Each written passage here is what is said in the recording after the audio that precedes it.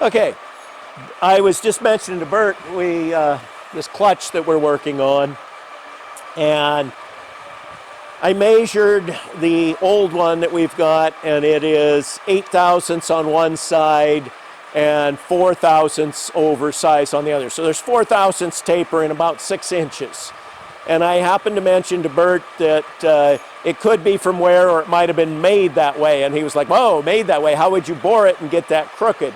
Well, of course, one way, as we were talking about, is just plain a nasty, worn out machine. But the other way is from a machine that has been overused. And we had a fairly new one at one shop that I was at, actually, that what had happened, these bolt down, and the headstock on some of them, this one here, I really, you can see gap there. I don't exactly know where this headstock here bolts down, what holds it. I'm not seeing the ways. You can see that's part of the clamp that holds it into the main bed.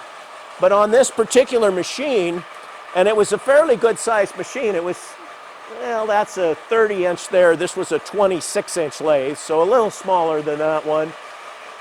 But all they had to hold the headstock to the bed was a 5/8-inch key. And the key had actually sheared off the key inside of the headstock, not on the bed, not the key itself, but on the headstock, it had sheared partway off.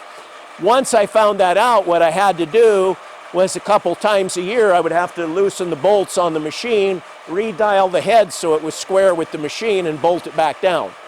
And any time that I had seen somebody else use the machine to its full capacity, it was kind of a wimpy machine. It was a Summit brand. Never been a fan of Summit lathes after that. It was made light.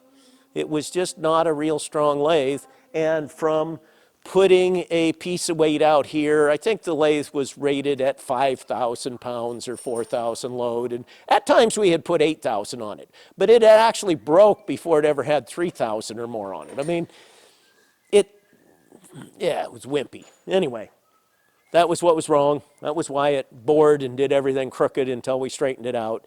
And if, unlike just a piece of stock between centers, if you're a headstock and you run a bore, chances are the head is not setting straight for some reason. Some of them set, the older ones always set down right on the ways, which is the nicest, but it takes more work for the manufacturer.